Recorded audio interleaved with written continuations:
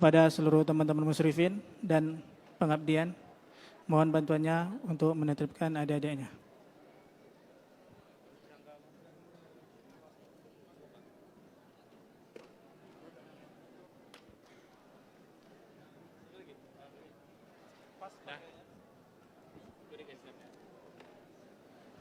Ayo, Aban, Ban, geser aja. Ayo, tanpa suara, langsung duduk, tidak ada yang nyender di dinding. Ayo, silakan merapat, kelas 3.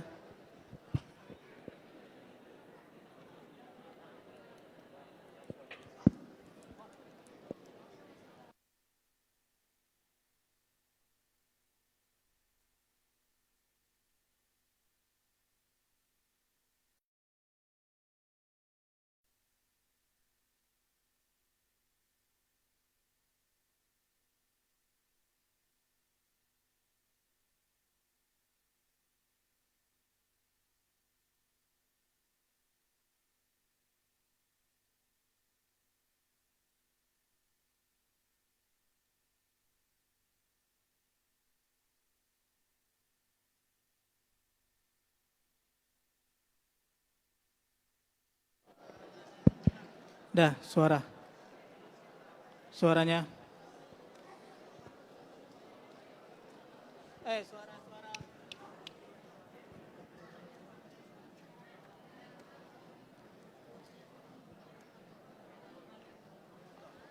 Kelas 6.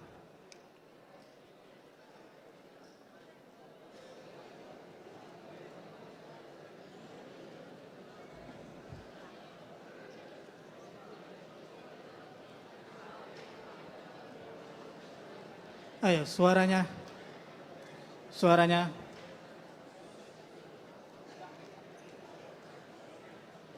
Suaranya.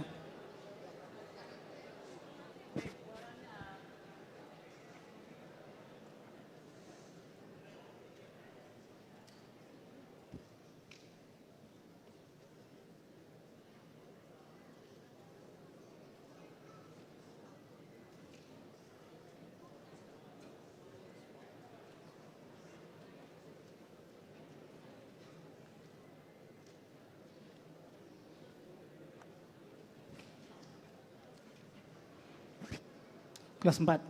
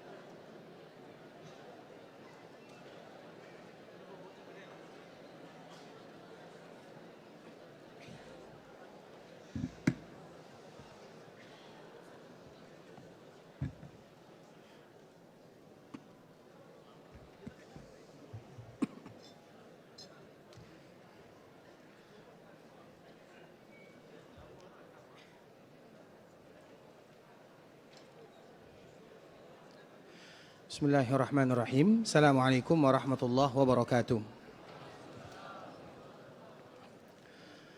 Alhamdulillahirabbil alamin. Wassalatu wassalamu ala asyrafil anbiya'i wal mursalin wa ala alihi wa ashabihi wa man tabi'ahum bi ihsanin ila yaumiddin, amma ba'du. Alhamdulillah, Allah Subhanahu wa taala kembali memberikan kemudahan kepada kita untuk bisa menjadi tamunya.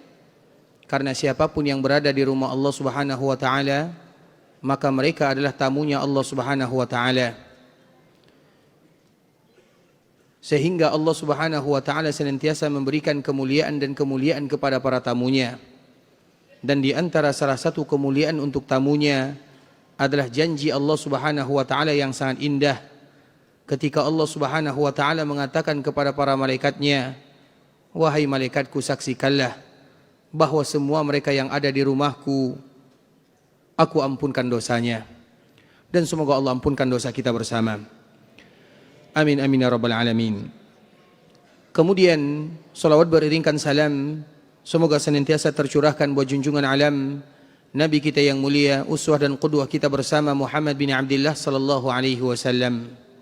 Rasulullah sallallahu alaihi wasallam adalah manusia yang paling menyayangi kita, bahkan melebihi daripada orang tua kita sendiri. Sehingga Allah Subhanahu wa taala menyebutkan di dalam Al-Qur'an, "An-nabiyyu aula bil mu'minina min anfusihim." Sesungguhnya Nabi sallallahu alaihi wasallam lebih pantas bagi seorang mukmin, bahkan melebihi diri mereka sendiri. Maka dari itulah Umar bin Khattab radhiyallahu ta'ala anhu pernah mengatakan dan mengungkapkan perasaan cinta kepada Nabi dengan mengatakan, "Ya Rasulullah, la anta ahabbu ilayya min kulli syai' illa min nafsi." Engkau adalah orang yang paling aku cintai dari segala-galanya kecuali daripada diriku. Ketika Nabi sallallahu alaihi wasallam mendengarkan kalimat tersebut, maka Nabi SAW memberikan tanggapan terhadap apa yang disebutkan oleh Umar. Perkataan Umar ini tidak salah. Karena biasanya seseorang apabila mencintai orang lain, maka tidak mungkin dia mencintai orang tersebut melebihi daripada dirinya. Itu secara umum. Dan itu yang disebutkan oleh Umar kepada Nabi SAW. Namun untuk Nabi tidak demikian keadaannya. Nabi SAW menyebutkan, tidak demikian, sampai engkau cinta kepadaku melebihi cintamu terhadap dirimu sendiri. Maka di saat itulah Umar bin Khattab langsung mengatakan, "Ya Rasulullah, engkau adalah orang yang paling aku cintai, melebihi daripada anak-anakku, keluargaku, hartaku, dan bahkan melebihi diriku." Di saat itulah Nabi mengatakan, "Al-ana ya Umar, sekarang baru engkau mencintaiku wahai Umar." Agar kita tahu bahwa mencintai Nabi sallallahu alaihi wasallam bukan perkara yang ringan, bukan perkara yang mudah. Dan di antara bentuk kita mencintai Nabi sallallahu alaihi wasallam adalah mempelajari agamanya, mengetahui sejarahnya, mengamalkan sunnahnya, bersolawat kepadanya.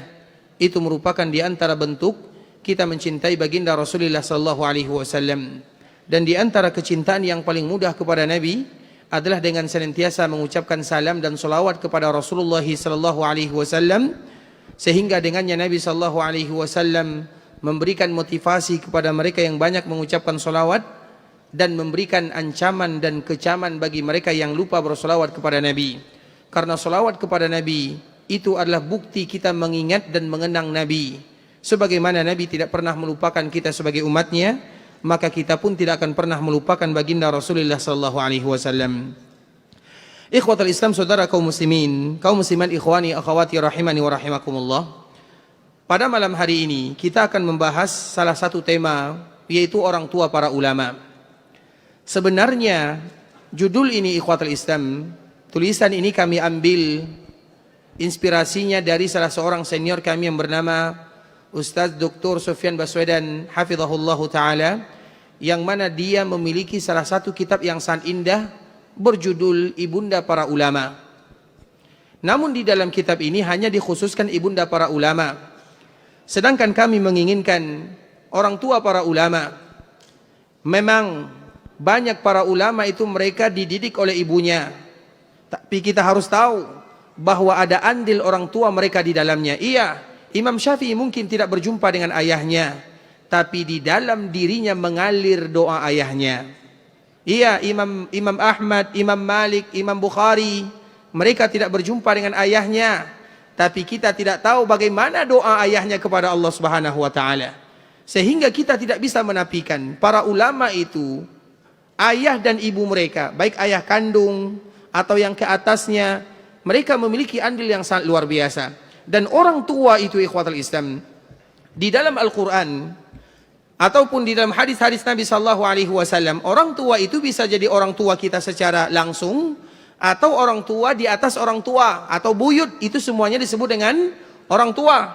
Dan kadang-kadang hasil daripada doa tersebut, atau usaha tersebut, atau perjuangan tersebut bukan dari ayah kandungnya, bisa jadi dari kakeknya, bisa jadi dari buyutnya. Dan itulah makna daripada hadis Nabi sallallahu alaihi wasallam, ana da'watu abi. Saya ini adalah hasil daripada doa ayahku. Dan ayah Nabi yang dimaksudkan di dalam hadis ini adalah Nabi Ibrahim. Dan Nabi sallallahu alaihi wasallam mengatakan bahwa Nabi Ibrahim itu adalah ayahku. Sehingga Nabi mengatakan adanya saya ini, kata Nabi, ana da'watu abi. Aku ini adalah karena doa ayahku. Padahal kita tahu ayahnya Nabi sallallahu alaihi wasallam adalah Abdullah, kakeknya adalah Syaibah, atau yang lebih kita kenal dengan Abdul Muttalib. Begitu seterusnya. Sedangkan Nabi Ibrahim itu jauh jaraknya dari Nabi sallallahu alaihi wasallam. Siapa yang tahu berapa jarak antara Nabi Ibrahim dengan Nabi Muhammad sallallahu alaihi wasallam? Ada yang tahu? Di dalam sebuah riwayat disebutkan, ikhwatul Islam,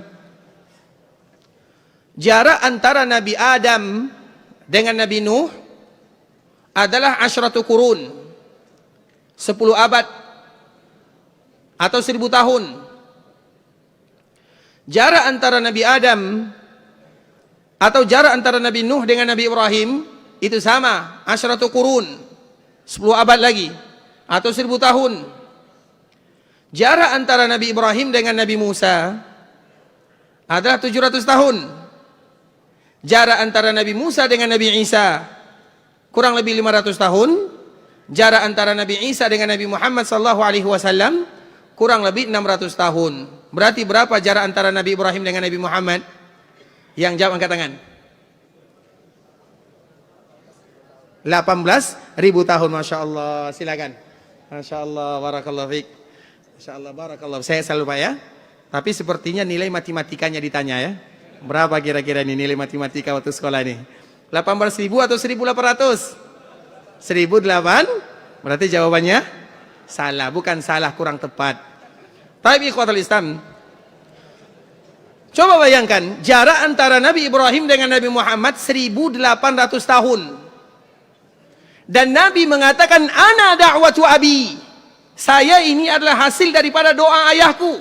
Artinya keberadaan dan kemunculan Nabi serta keberkahan yang ada pada diri Nabi sallallahu alaihi wasallam itu adalah karena perjuangan ayahnya Ibrahim. Maka kesamaan antara Nabi dengan Nabi Ibrahim itu banyak.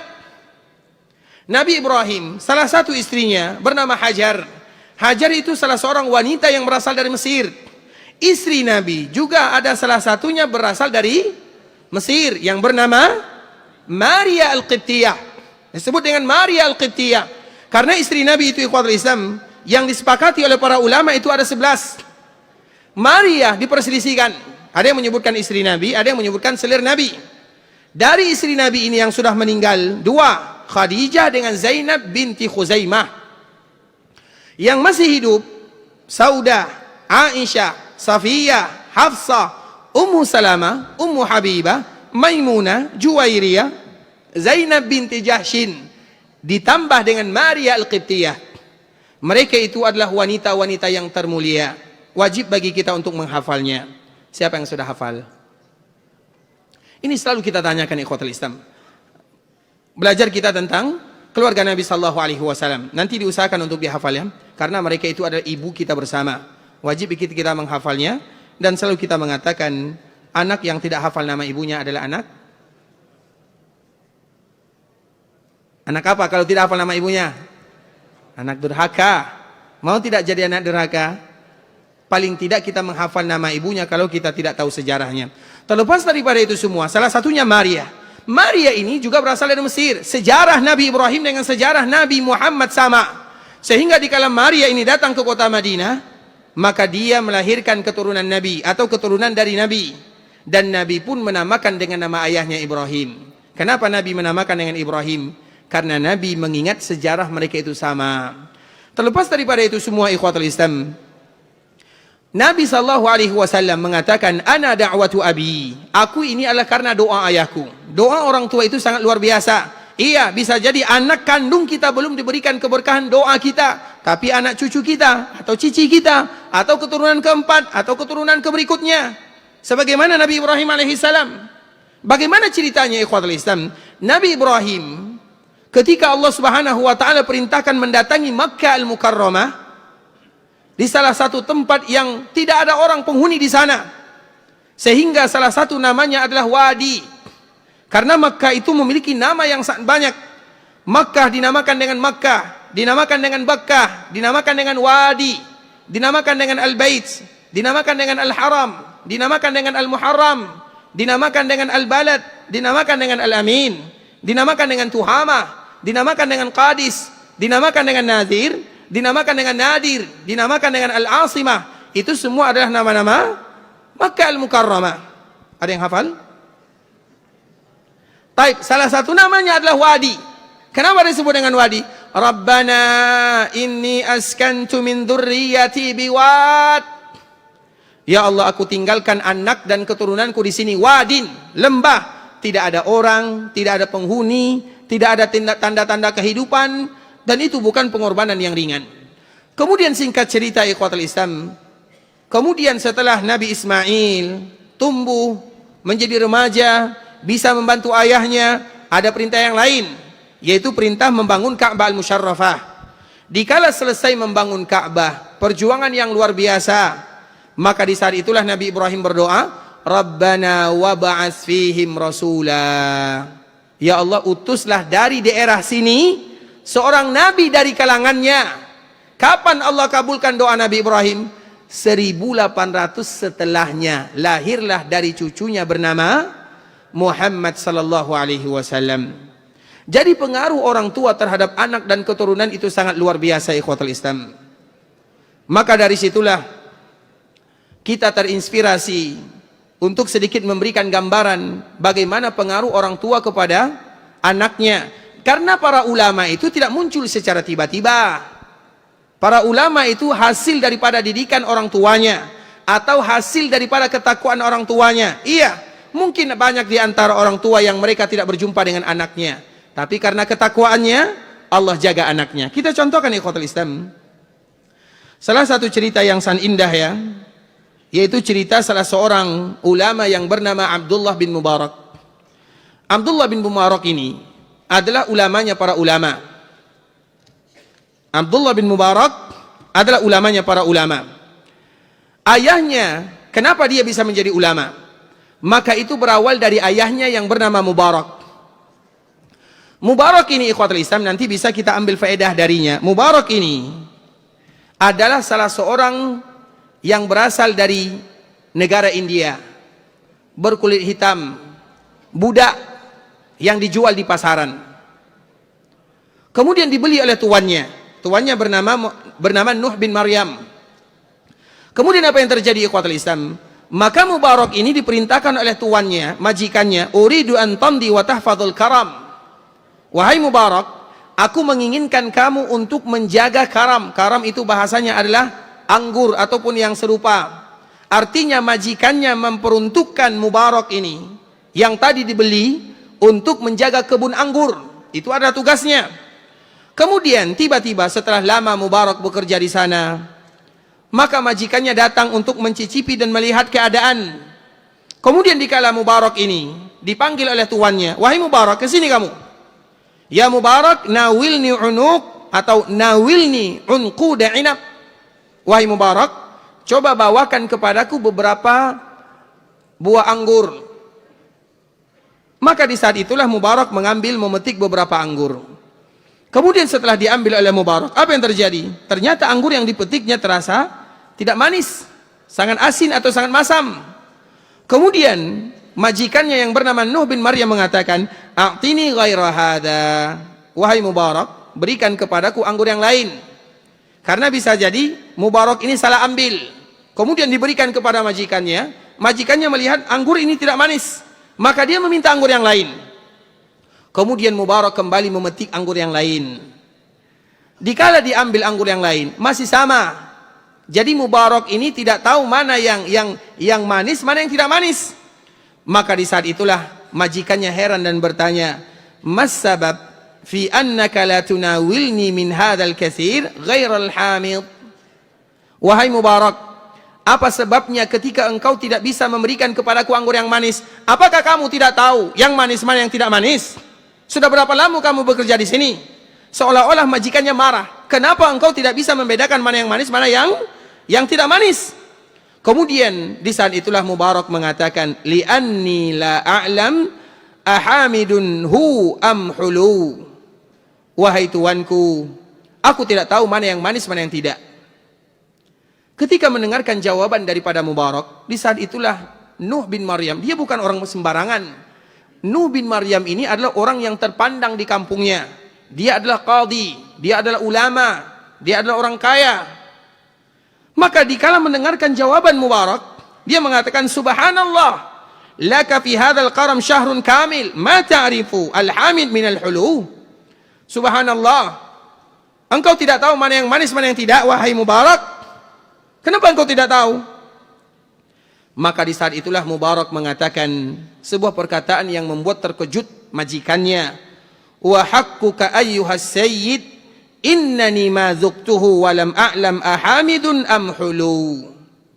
Ketahuilah wahai tuanku, sesungguhnya aku tidak pernah mengambil satu anggur pun aku tidak pernah mencicipinya. Sehingga aku tidak tahu mana yang manis, mana yang bukan manis. Kemudian di saat itulah tuannya bertanya lagi, "Lima la akalta min?" Kenapa engkau tidak mengambilnya? Maka di saat itulah Mubarak mengatakan, "Li'annaka amartani bihifdzihi wa lam ta'murni bi aklih, fama kuntu akhunuk." Wahai tuanku, ketahuilah, engkau hanya memerintahkan kepadaku untuk menjaga buah anggur, kebun anggur ini aku jaga, bukan untuk mencicipinya. Dan itu bisa kita kiaskan kepada pekerjaan sehari-hari ikhwatul Islam. Betapa banyak di antara kaum muslimin yang diberikan amanah. Ada di antara kita yang diamanahkan untuk menjual, misalnya menjual jeruk, menjual buah-buahan yang lainnya, menjaga toko dan yang semisalnya. Maka kita belajar dari Mubarak. Mubarak mengatakan kepada tuannya, "Wahai tuanku, engkau tidak pernah perintahkan kepadaku untuk memakannya. Perintahmu kepadaku untuk menjaganya." Sebenarnya kalau Mubarak memakannya ikhwatul Islam, Mubarak kalau memakan buah tersebut, itu adalah haknya. Dan kalau seandainya dia makan, majikannya juga tahu. Misalnya kita jual buah-buahan, kemudian anak-anak buah, kemudian anak buah tersebut memakan beberapa buah-buahan, itu sesuatu yang biasa. Kecuali kalau dia makan semuanya, baru luar biasa. Artinya agar dia tahu mana yang manis, mana yang bukan. Nah, Mubarak tidak demikian keadaannya. Dan itulah yang disebut dengan wara'. Itulah yang disebut dengan wara'. Kemudian ikhwatul Islam, dikala tuannya mendengarkan jawaban daripada Mubarak, maka di saat itulah majikannya tidak langsung percaya. Dia bertanya kepada pembantu yang lain, dia bertanya kepada orang lain, dia bertanya kepada yang dekat dengan Mubarak. Kemudian setelahnya baru tuannya mengatakan, "Hafizallahu alaika amanatak." Semoga Allah senantiasa menjagamu sebagaimana engkau menjaga amanahmu. Maka dari situlah tuan daripada Mubarak ini mulai merasa simpati kepada Mubarak.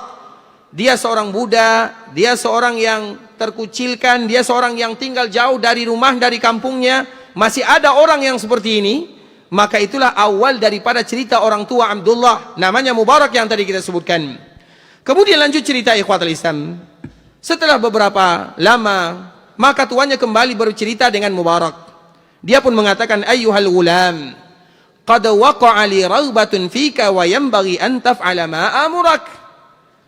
wahai Mubarak, aku ingin bermusyawarah denganmu, dan aku ingin engkau melaksanakan apa yang aku inginkan.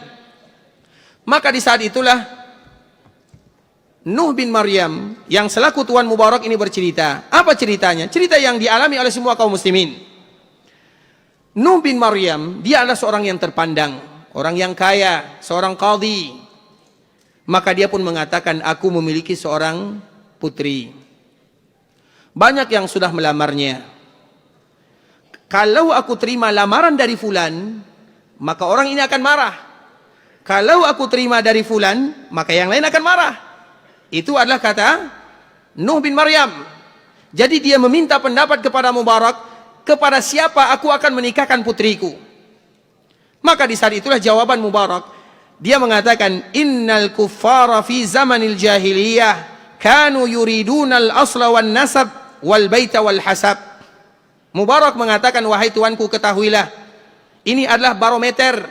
Kalau orang-orang jahiliyah di zaman Nabi SAW, dikala mereka ingin menikahkan keluarganya, anaknya, putrinya, maka yang mereka cari adalah al-aslu wan nasab. Mereka mencari nasab dan keturunan.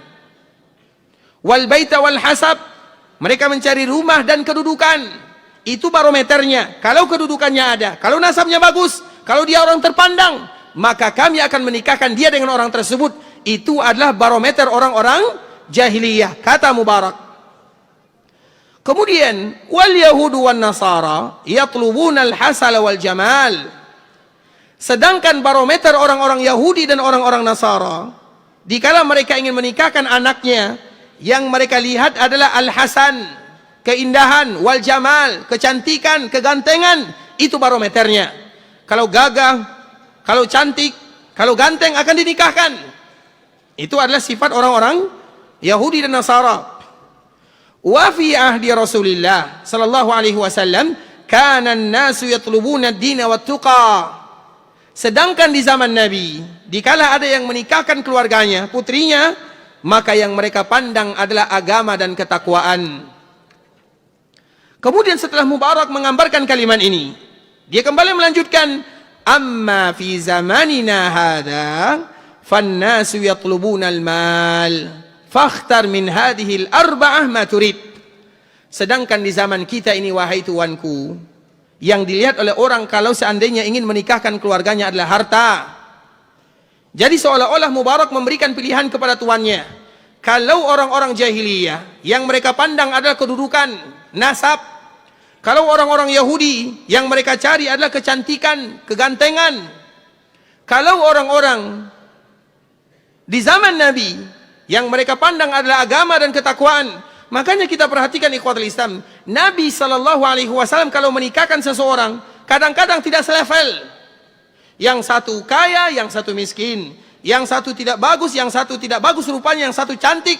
Karena yang mereka pertama kali pandang adalah iman dan takwa, agama. Wa amma fi zamanina, sedangkan zaman sekarang, kalau mereka menikahkan keluarganya, yang mereka pandang adalah harta. Itu adalah kata Mubarak kepada tuannya. Kemudian dia mengatakan, fakhtar min hadhil arba'a ma turid. Maka pilihlah wahai tuanku, kepada siapa kira-kira kamu menciptakan atau kamu mengkawinkan dan menikahkan putrimu. Dan ada 4 golongan, silakan pilih salah satu di antara yang 4 ini. Kemudian di saat itulah ikhwatul Islam, tuannya mulai berpikir, bagaimana cara dia menikahkan keluarganya atau anaknya, putrinya. Satu-satunya putri. Dan dia adalah orang yang terpandang, orang yang banyak harta, qadhi, pemimpin kaumnya. Kemudian tiba-tiba dia datang kepada Mubarak dan mengatakan, wahai Mubarak, aku tidak melihat orang yang paling pantas untuk menikahi putriku kecuali kamu. Maka di saat itulah Mubarak mengatakan, ayyuhas sayyid, ana abdun raqiqun hindiyun aswadun abta'tani bimalik, kaifa tuzawwijuni bibnatika wa tardani. Apa jawaban Mubarak? Jawaban Mubarak ini ikhwatul Islam, dia mengatakan, aku ini hanyalah seorang hamba, seorang budak yang tidak merdeka, berasal dari India, berkulit hitam, dijual di pasar, dan engkau beli aku dengan hartamu. Bagaimana mungkin aku menikah dengan putrimu? Kalau kita ada tawaran seperti itu, apa jawabannya? Sami'na wa ta'na. Iya atau tidak? Kita semua seperti itu. Tapi lihat bagaimana Mubarak. Ayyuhas sayyid, ana abdun raqiq. Aku ini budak, berasal dari India. Artinya bukan berasal dari kampung sini, bukan berasal dari daerah sini. Aswad, hitam lagi. Jadi apa kelebihan yang ada pada Mubarak? Tidak ada. Harta tidak ada. Jangankan harta, dirinya sendiri, bukan dia yang punya. Seorang hamba budak. Kemudian warnanya hitam, Hindi. Dia menyebutkan Hindi karena jauh. Kaifa tuzawwijuni? Bagaimana mungkin akan menjadi menantumu? Dan engkau ridho kepada diriku. Kemudian di saat itulah tuannya mengatakan, "Qum bina ilal baiti linudabbira hadzal amr." Wahai Mubarak, ayo kita berdiri, pulang ke rumah, kita akan atur urusan ini. Maka di saat itulah Maryam atau Nuh bin Maryam, yang dia merupakan tuannya Mubarak, mengatakan, ayo kita pergi ke rumah untuk bertemu dengan istriku. Maka di saat itulah sesampainya di rumah, maka Nuh bin Maryam mengatakan kepada istrinya, "I'lami anna hadzal ghulam al-hindi di dayyinun taqiyyun qad ghaibtu fi salahihi wa uridu an uzawwijahu ibnati." Wahai istriku, kata Nuh bin Maryam kepada keluarganya, sesungguhnya budak kita ini yang berasal dari India adalah salah seorang yang bagus agamanya, bertakwa kepada Allah. Dan aku lihat bagaimana amanah cerita tadi memakan buah anggur. Wara', jujur, amanah, bertakwa. Wa uridu an uzawwijahu ibnati, fama taqulin? Aku ingin menikahkan dia dengan putriku, bagaimana pendapatmu? Kata Nuh bin Maryam kepada keluarganya. Kemudian di saat itulah apa jawaban istri daripada Nuh bin Maryam? Kalau seandainya itu pendapatmu, aku akan ikut kepadamu. Alangkah mudahnya mereka menikahkan keluarganya. Kemudian di saat itulah ibunya mengatakan, namun kalaupun demikian, kita tidak mungkin menikahkan putri kita tanpa persetujuan dari dirinya. Maka tentu kita tanya dulu. Kemudian mereka pun datang kepada putrinya bertanya. Ada salah seorang laki-laki yang dia berasal dari daerah yang jauh, tapi dia bertakwa, bagus agamanya, bagus akhlaknya, amanah, disebutkan semua sifat Mubarak. Maka di saat itulah putrinya mengatakan, mahma amartumuni fa'altuhu wala akhruj min tahti hukmikuma. Kalau seandainya itu pilihan kalian, maka aku tidak akan pernah menentang kalian, karena memang tidak boleh seorang anak menikah tanpa keridhaan orang tuanya. Bahkan dalam riwayat yang lain disebutkan yang demikian, tidak boleh orang tua atau tidak boleh anak menikah tanpa keridhaan orang tuanya. Wala u'adikuma bil mukhalafah bal aburrukuma. Aku tidak akan pernah menyelisih kalian, aku akan tetap menjadi anak yang berbakti kepada kalian. Maka di saat itulah dikala semuanya sudah setuju, dinikahkan Mubarak dengan putri Muhammad atau Nuh bin Maryam. Dari pernikahan tersebutlah lahir yang namanya Abdullah. Abdullah bin Mubarak. Siapa orang tuanya? Orang tua yang menjaga dirinya dari sesuatu yang diharamkan oleh Allah Subhanahu wa taala. Kalau sekiranya Mubarak ini memakan buah anggur, dia tidak salah. Dan itulah di antara sifat seorang yang bertakwa kepada Allah Subhanahu wa taala. Seorang muslim ikhwatul Islam, kalau mereka memilih antara halal dan yang haram, itu jelas. Al halalu bayyin wal haramu bayyin. Yang halal itu jelas, yang haram itu jelas. Di antara salah satu sifat seorang muslim itu ikhwatul Islam atau seorang mukmin, mereka bukan berusaha meninggalkan yang haram, atau mereka juga bukan berusaha meninggalkan yang makruh, tapi mereka berusaha meninggalkan perkara-perkara yang mubah. Bisa dipahami? Contoh misalnya, ini contoh ya, jangan marah ya. Seperti misalnya nonton televisi misalnya. Apa hukum menonton televisi? Betul mubah. Film India mubah. Tergantung apa yang kita lihat. Anggaplah yang kita lihat itu pemain bola. Boleh atau tidak? Boleh, tidak menjadi masalah. Itu adalah perkara yang mubah. Tapi seorang mukmin, mereka akan berusaha meninggalkan yang mubah untuk memanfaatkan waktunya dalam hal-hal yang sunnah, yang wajib, yang fardu. Itulah di antara sifat yang paling mulia, di antara sifat orang-orang yang saleh atau di antara sifat mereka yang ingin kembali dan bertakwa kepada Allah Azza wa Jalla. Kalau meninggalkan perkara yang haram itu sesuatu yang jelas. Bahkan di dalam riwayat yang lain ikhwatul Islam ada lagi cerita yang hampir mirip. Karena para ulama itu kalau seandainya kita perhatikan orang tuanya, mereka betul-betul luar biasa. Kita azan dulu. Azan dulu ya. Sebentar kita break sebentar atau kita skip dulu. Insya Allah kita sambung setelah azan. Karena tadi perjanjiannya dengan pengurus azan, kemudian nanti kita lanjutkan. Jadi salat isya ditunggu sebentar ya. Kita tidak lama, insya Allah sampai jam 10 tadi katanya. Barakallahu fiikum wa jazakumullahu khairan.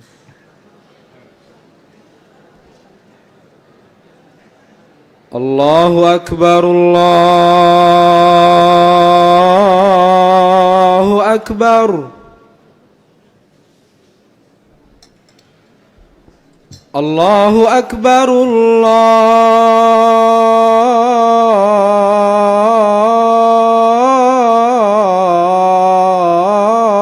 Allahu akbar.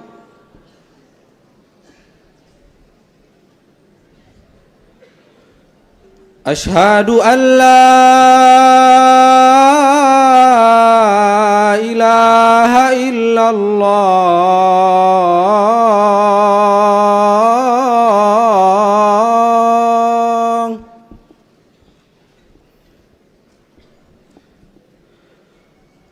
Ashhadu an la ilaha illallah.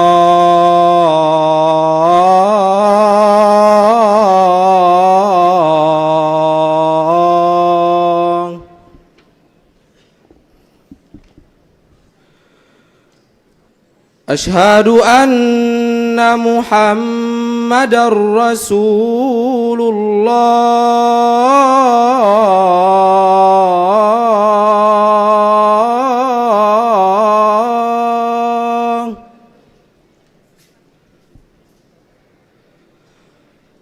Ashhadu anna Muhammadar Rasulullah.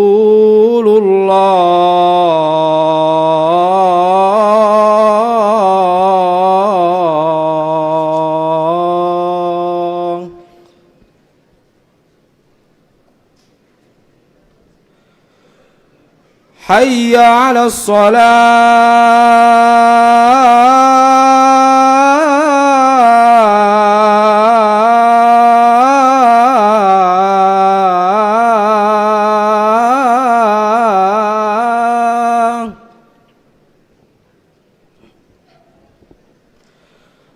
Hayya 'alas shalah.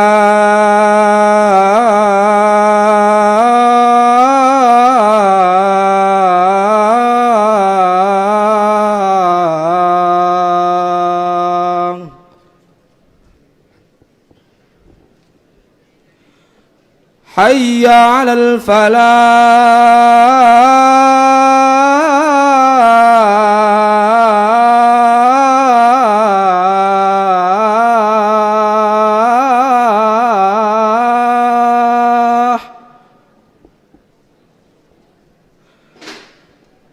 Hayya 'alal falah.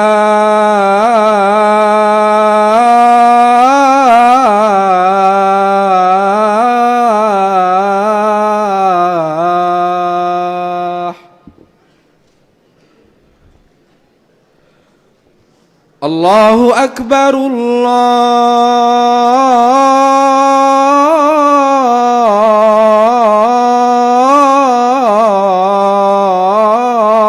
akbar.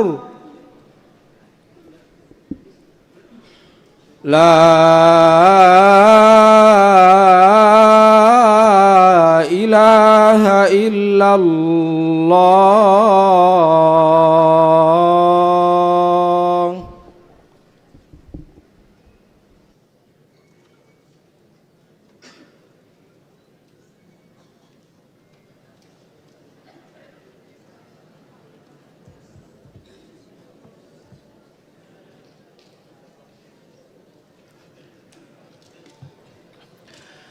Alhamdulillah ala ihsani wa syukru lahu ala taufiqihi wa amtinani wa ashhadu an la ilaha illallah wahdahu la syarika lahu ta'ziman li sya'ni wa ashhadu anna Muhammadan 'abduhu wa rasuluhu da'i ila ridwani wa sallallahu wa sallim ala nabiyyina Muhammadin wa ala alihi wa sahbihi wa sallama tasliman katsira.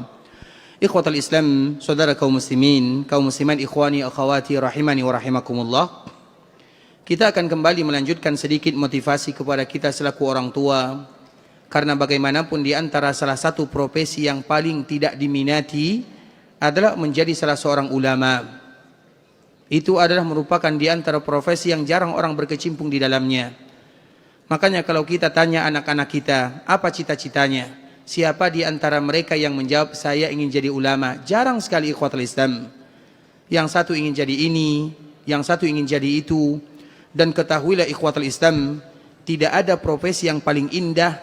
Semua profesi itu indah kalau dijadikan semuanya untuk Allah Azza wa Jalla. Tapi yang paling indah itu ada dua. Yang pertama adalah profesi yang berkaitan dengan hati, karena itu adalah raja daripada anggota badan. Dan yang kedua profesi yang berkaitan dengan jasad. Dua profesi ini adalah dua profesi yang paling mulia. Yang pertama berkaitan dengan hati. Apa obat hati kita? Tidak lain tidak bukan adalah ayat-ayat Allah, hadis-hadis Nabi sallallahu alaihi wasallam. Siapa yang menyampaikan kepada kita ayat-ayat Allah dan hadis-hadis Nabi? Para ulama. Sehingga para ulama itu ikhwatul Islam, mereka berada di bawah para nabi. Siapa yang bisa menyebutkan apa alasan dan apa dalilnya bahwa para ulama itu berada di bawah para nabi? Dari Al-Quran atau dari hadis Nabi? Sila menjawab. Taib ada dua ya. Taib, ini dari Al-Quran atau dari hadis? Dari hadis, ini dari Al-Quran atau hadis? Hadis. Kalau dari Al-Quran yang mana mau? Yang satu harus hadis. Atau yang satu Al-Quran, yang satu hadis? Taib, hadis dulu, silakan.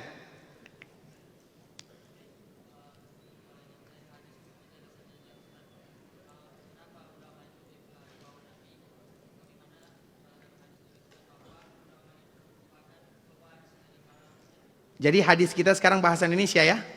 Taib, hadis bahasa Arabnya apa? Hadis bahasa Arab tidak tahu ya. Taib, berarti kalau tidak tahu hadiah separuh ya. Taib, sila. Taib, yang kedua. Silakan.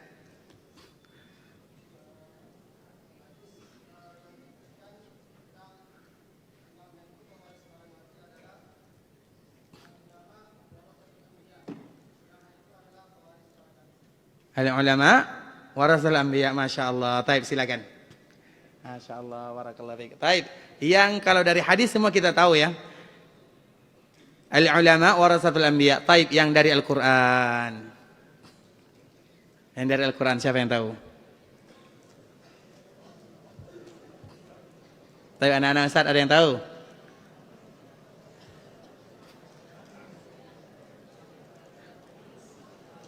Ada yang tahu anak-anak Ustaz?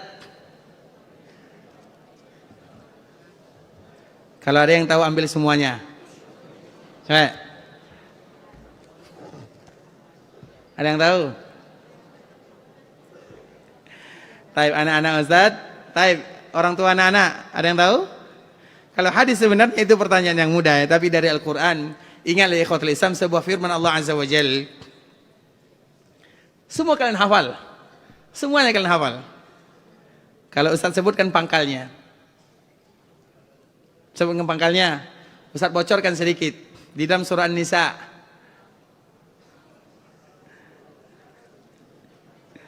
Siapa yang bisa jawab?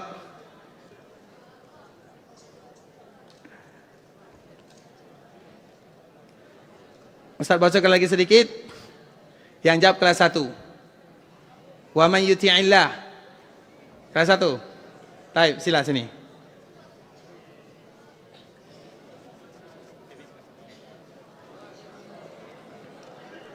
Taib. Karena tidak ada mic sini. Taib. Ada? Dengarkan baik-baik ayatnya. Yang mana beliau baca, Masya Allah. Taib, a'udzubillah.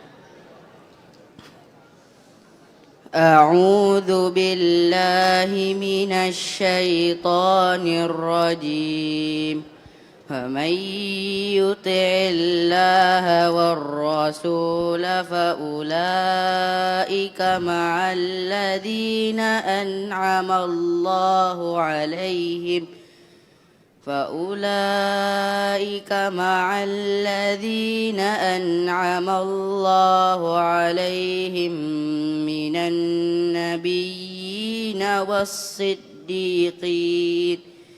والصديقين والشهداء والصالحين وحسن أولئك رفيقا. Artinya nak, mana kata-kata ulama di dalamnya? Faulaika ma'al ladzina an'ama Allahu 'alaihim minan nabiyyin, kemudian wasiddiqin, kemudian wasyuhada, kemudian mana ulama di dalamnya? Wasalihin. Tidak semua orang soleh mereka ulama, tapi para ulama mereka pasti menjadi orang. Baik, Masya Allah, silakan nak. Karena Ustaz sudah bocorkan jadi bagi dua ya. Baik, Masya Allah, silakan. Barakallahu fiik. Kelas berapa nak? Kelas 1, taib. Ahsanta. Semoga jadi ulama ya nak, amin. Dan juga seluruh anak-anak kaum muslimin. Tapi perhatikan ikhwatul Islam. Faulaika ma'al ladzina an'ama Allahu 'alaihim minan nabiyyin wa man yuti'illaha war rasul. Siapapun yang taat kepada Allah, taat kepada Rasulnya, faulaik. Ayat ini ikhwatul Islam adalah ayat yang luar biasa. Ada sabab nuzulnya. Ada salah seorang sahabat. Jadi dia ini setiap kali berjumpa dengan Nabi, dia bahagia, dia ceria. Kemudian setiap kali pulang ke rumah dia bersedih. Bersedih. Kenapa dia bersedih? Dia mengatakan kepada keluarganya, kalau di dunia setiap hari kita bisa berjumpa dengan Nabi.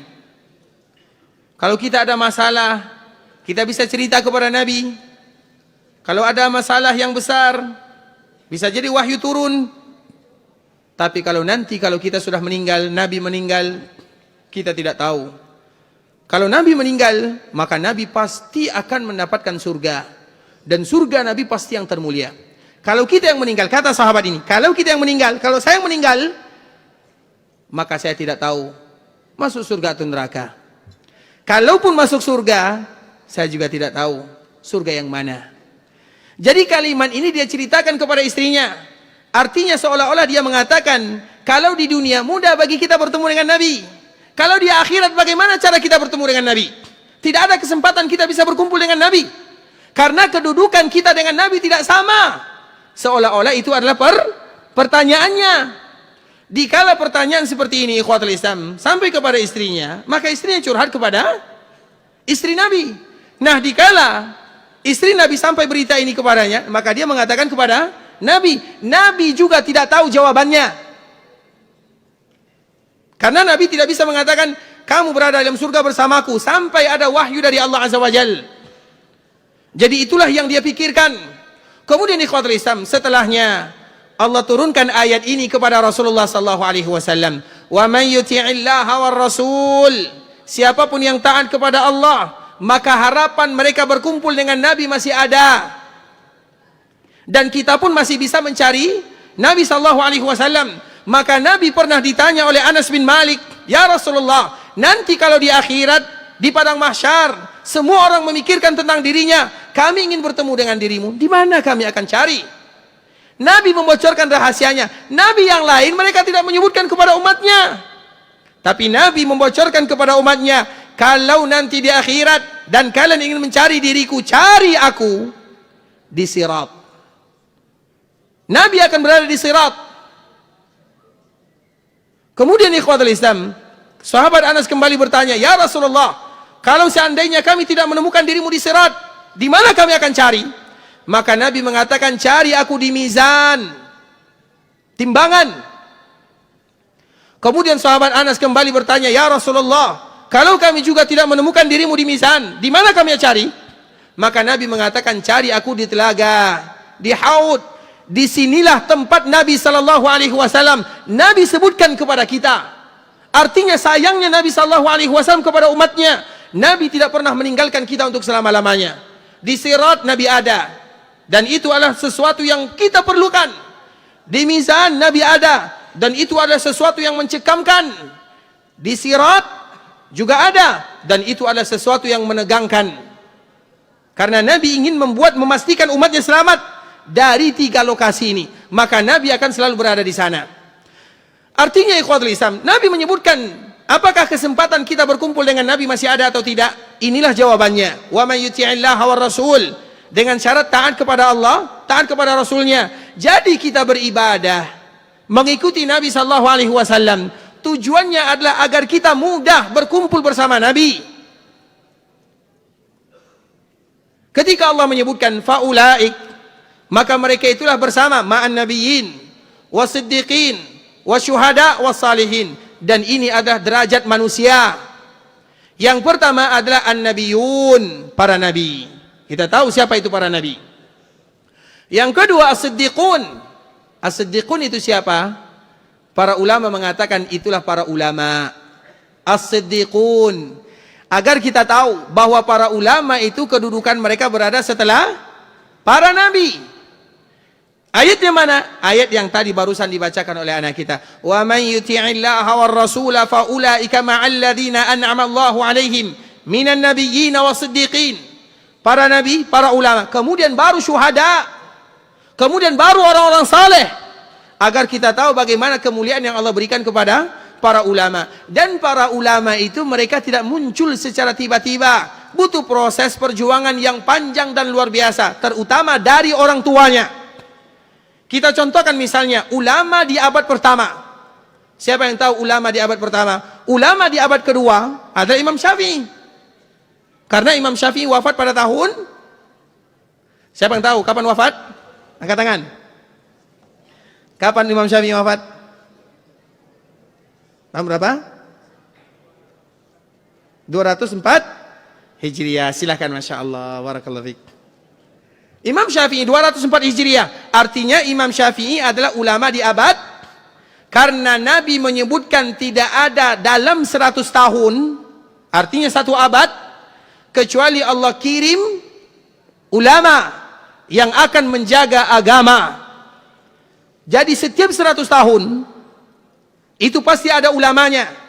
Ulama makna di sini ikhwatul Islam adalah ulama yang memiliki power yang luar biasa. Karena ulama itu banyak, tapi banyak para ulama yang betul-betul diberikan karunia dan taufik oleh Allah Azza wa Jalla. Salah satunya adalah Imam Syafi'i. Imam Syafi'i itu adalah ulama dunia di abad kedua.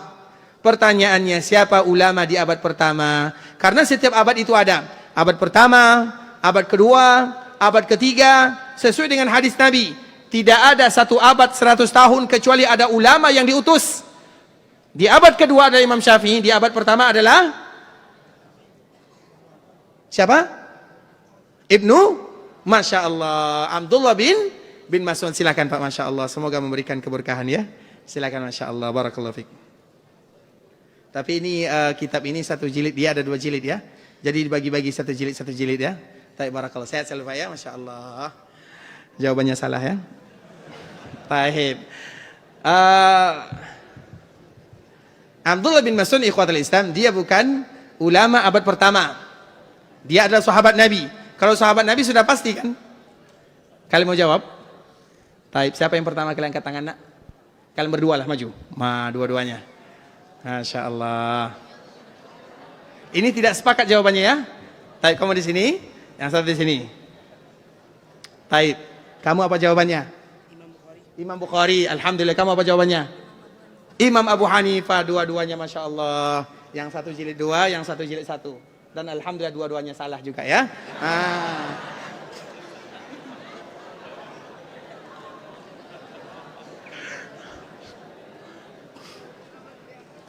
Imam Abu Hanifah wafat pada tahun 150. Imam Bukhari wafat tahun 256. Berarti mereka sudah abad keberapa? Kedua. Cari ulama yang wafat di abad pertama. Saya ingin jawaban yang betul.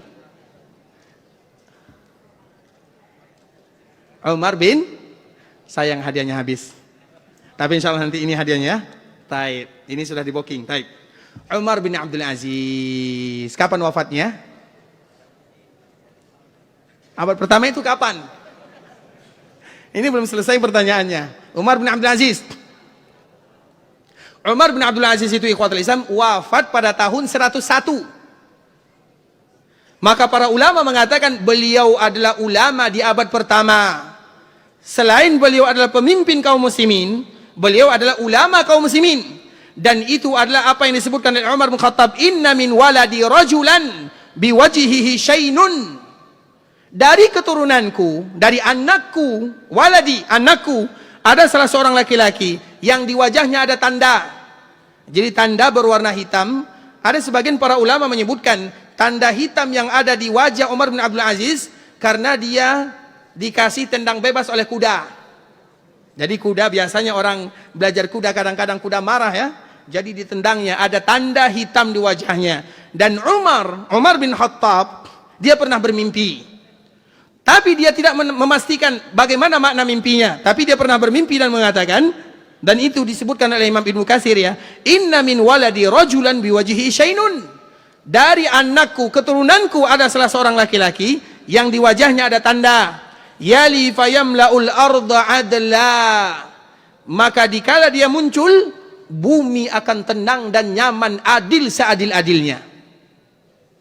Bumi tidak akan adil kecuali dari sifat yang kita sebutkan, pemimpin yang adil dan ulama yang adil. Kedua-dua sifat ini ada pada diri Umar bin Abdul Aziz. Tapi bagaimana kita tahu ikhwatul Islam? Apakah Umar bin Abdul Aziz muncul secara tiba-tiba? Tidak. Maka dari situlah kita kembali bagaimana cerita mereka. Semua kita tahu ikhwatul Islam, bagaimana orang tua Umar bin Abdul Aziz. Dan tadi kita menyebutkan bisa jadi orang tua langsung, bisa jadi kakeknya, bisa jadi buyutnya. Umar bin Khattab radhiyallahu ta'ala anhu, dia pernah mengatakan kepada Abdullah bin Zaid. Jadi Abdullah bin Zaid itu adalah teman Umar bin Khattab berkeliling. Jadi Umar itu biasanya, kebiasaan yang beliau lakukan adalah berkeliling di malam hari. Dan zaman Umar itu adalah zaman yang penuh tantangan dan perjuangan. Sehingga perjuangan Umar itu betul-betul luar biasa. Salah satunya beliau sering berkeliling. Dia mengatakan kepada Abdullah bin Zaid bin Aslam, qumi ila dhalikal.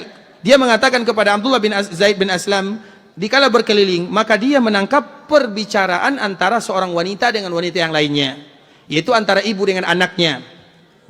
Kemudian di ikhwatul Islam, dia mendengarkan kalimat qumi ila dhalikal laban famzuqihi bil ma'. Jadi dikala Umar ini berkeliling di malam hari, maka dia mendengar ada orang yang sedang bercerita. Artinya sebelum fajar lah. Apa kata atau apa cerita yang beliau dengarkan? Wahai putriku, bangunlah, kemudian campurlah air susu dengan air, atau campurlah susu dengan air. Kemudian sang putri mengatakan, ya ummata, wa ma alimti ma kana min azmati amiril mu'minin al-yawm. Wahai Umar, wahai ibunda, tidakkah kamu tahu bahwa sudah ada peraturan baru yang telah ditetapkan oleh Umar? Karena zaman ini adalah zaman yang sangat sulit. Zaman Umar itu pernah mengalami tingkat kesulitan yang sangat luar biasa sulitnya, sulit sesulit-sulitnya. Sehingga nanti ketika sulit, apalagi air tidak turun, maka bisa jadi memberikan pengaruh kepada negara. Tumbuh-tumbuhan tidak ada, peternakan tidak menghasilkan, dan salah satunya di zaman ini. Maka di saat itulah, walau dalam keadaan yang sulit, Umar mengatakan tidak boleh mencampurkan susu dengan air. Dan itu peraturan baru. Bukan berarti sebelumnya tidak, karena sebelumnya tidak pernah dilakukan. Tapi di masa-masa sulit banyak orang yang melakukannya, maka muncul peraturan baru. Kemudian dikala ibunya mendengarkan ada peraturan baru, maka dia bertanya kepada putrinya, wa ma kana min azmati? Apa peraturan baru tersebut? Innahu amara munadiyan fanada la yushabbul labana bil ma'. Wahai ibunda, sesungguhnya dia memerintahkan orang untuk memanggil, berseru, menuliskan pengumuman, tidak boleh susu dicampur dengan air. Maka di saat itulah ibunya mengatakan, ya benata, qumi ilal laban famzuqihi bil ma'. Wahai anakku, wahai putriku, berdirilah, bangun, campur susu dengan air. Fa innaki fi mawdi'in la yaraka Umar wala munadiya Umar. Kita sekarang berada di tempat yang Umar tidak tahu dan penyeru Umar juga tidak tahu, karena mereka berada di malam hari. Sehingga wanita ini berasa dilema antara taat kepada Allah, taat kepada Amirul Mukminin, dan taat kepada ibunya. Maka di saat itulah keluarlah kalimat yang sangat indah. Wallahi ma kuntu liuti'ahu fil mala' wa asihi fil khala'. Demi Allah wahai ibunda, tidak mungkin aku taat kepada Umar dikala aku berada di keramaian, karena dikala ada undang-undang aku taat, dikala aku berada di keramaian. Wa asihi fil khala', kemudian dikala aku berada di kesendirian, maka aku pun memaksiatinya. Dan itu perkara yang serius ikhwatul Islam, apalagi undang-undang yang ada di suatu daerah. Contoh misalnya, kita saja contohnya. Di antara undang-undang tidak boleh melanggar lampu merah misalnya. Tapi kalau kita jam 3 malam berkendaraan, lampu merah kita langgar atau tidak? Jangankan lampunya, tiangnya kita langgar.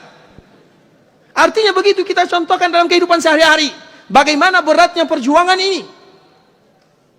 Kemudian ikhwatul Islam, maka di saat itulah Umar mengatakan kepada Abdullah bin Zaid tadi yang menemaninya, wahai Abdullah, tandai rumah ini.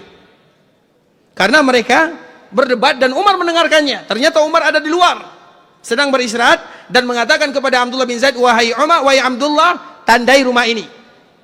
Kemudian Umar melakukan sholat subuh berjamaah bersama kaum muslimin. Setelah sholat subuh, biasanya beliau duduk. Hari ini beliau langsung pulang ke rumah dan mengumpulkan semua putra-putranya dan mengatakan, hal fikum man yahtaju ila imra'ah uzawwiju? Adakah di antara kalian yang ingin menikah? Aku akan kawinkan dia. Kemudian sebelum itu Umar mengatakan, walau kana bi abikum harakah ila nisa ma sabaqaku minkum ahadun ila hadhil jariyah. Kalau seandainya ayah kalian ini masih ada keinginan untuk menikah, maka aku yang pertama kali menikahi perempuan tersebut. Kata Umar bin Khattab kepada anak-anaknya. Kemudian Umar bin Khattab bertanya kepada anaknya satu, bertanya kepada anaknya Abdullah, dan setiap mereka mengatakan, kami sudah punya keluarga, kami sudah punya istri. Kemudian tiba-tiba yang tersisa adalah Asim, dan dia mengatakan, ya abata la zaujata li fazawwijni. Wahai ibunda, wahai ayahanda, nikahkan aku karena aku belum punya istri. Namanya Asim. Kemudian Umar datang kepada rumah yang tadi ditandai, kemudian melihat keadaan mereka. Ternyata mereka orang yang miskin. Kalau seandainya mereka campurkan ikhwatul Islam, boleh atau tidak? Boleh atau tidak? Mereka miskin, butuh duit, tidak makan. Jadi itu bukan perkara yang ringan ikhwatul Islam, terutama karena kadang-kadang banyak di antara kita yang sukses dengan ujian dikala kita sulit, tapi jarang di antara kita sukses diuji dikala kita senang. Senang dan sulit sama-sama ujian dari Allah Azza wa Jalla. Wa nabluukum bisyarri wal khair. Kami uji kalian dengan kesulitan dan dengan kemudahan.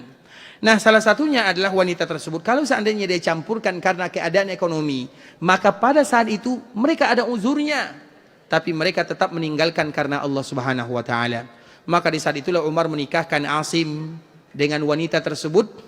Kemudian dari pernikahan ini mereka melahirkan 2 orang putri. Artinya ini adalah cucu Umar.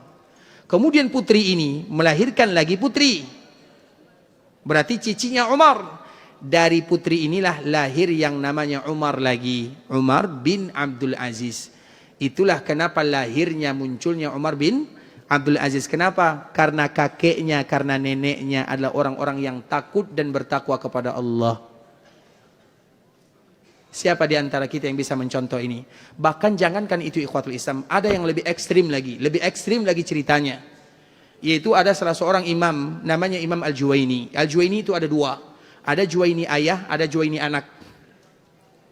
Juwaini ayah, dia pekerjaannya biasa. Kemudian di zaman dia itu zaman yang sulit ya. Jadi dia mencari seorang wanita. Kemudian bukan wanita, budak, karena di zaman itu menikah sulit. Karena di zaman dia ini menikah dengan budak, wanita menikah dengan wanita yang bukan budak sama saja. Kemudian pada akhirnya dia mengumpulkan uang dari hasil kerja kerasnya. Kemudian dia membeli seorang budak wanita. Kemudian budak ini semenjak dia membelinya, dia mengatakan, jangan pernah engkau makan kecuali dari apa yang aku berikan.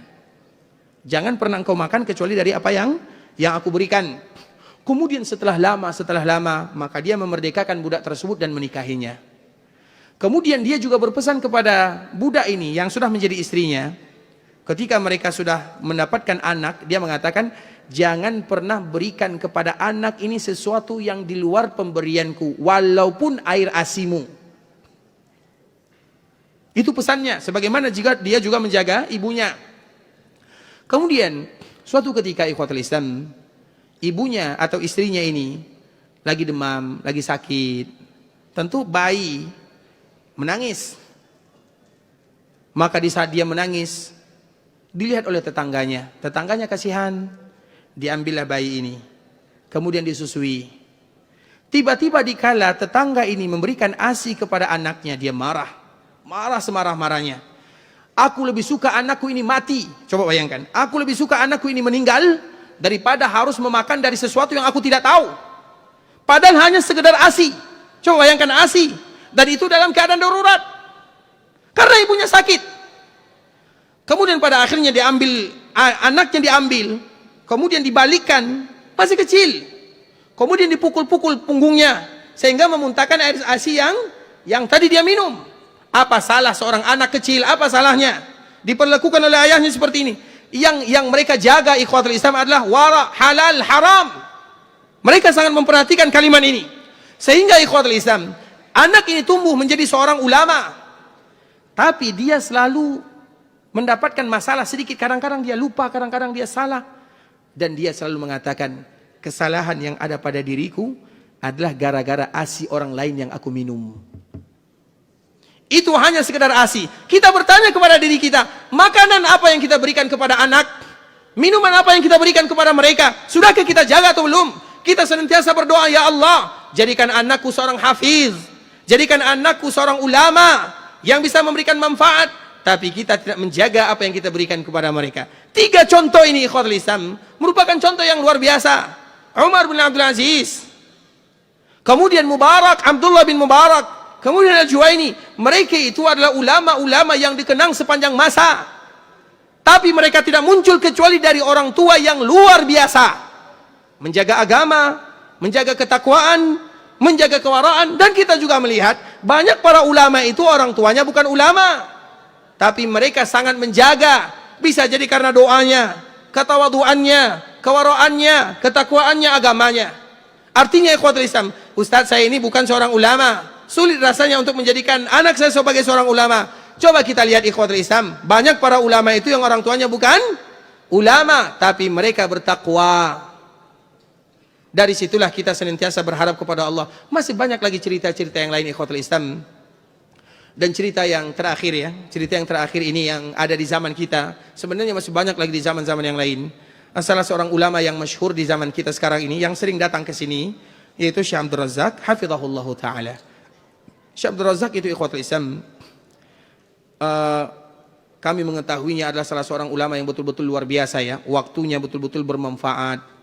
Karena alhamdulillah kami bertetangga dengan beliau. Jadi kami selalu sholat memperhatikan bagaimana keadaannya. Tapi apakah Syekh Abdul Razak itu muncul secara tiba-tiba?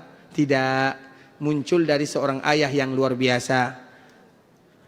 Salah satu atau ayahnya namanya adalah Syekh Abdul Muhsin. Syekh Abdul Muhsin itu ikhwatul Islam perhatikan. Dia itu punya, karena biasanya dia punya pena, meletakkan di sini pena.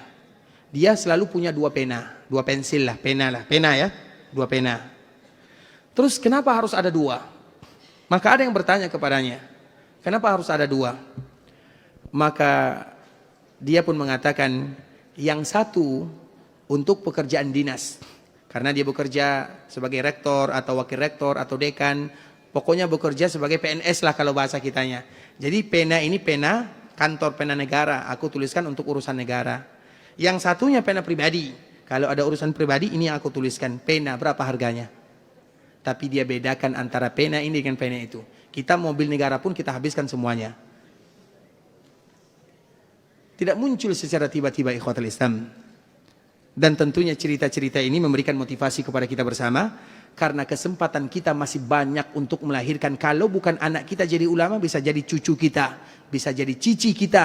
dan kita akan dikenang sepanjang sejarah karena ketakwaan dan agama. Dan semoga Allah lahirkan dari anak dan keturunan kita ulama-ulama yang diridhai oleh Allah Subhanahu wa taala.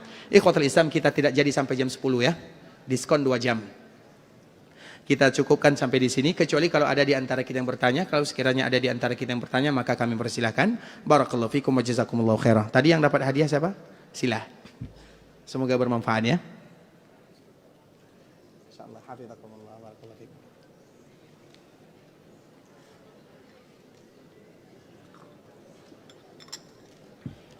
Ada yang ingin bertanya, kami persilakan. Tapi kalau tidak ada yang bertanya, maka silakan.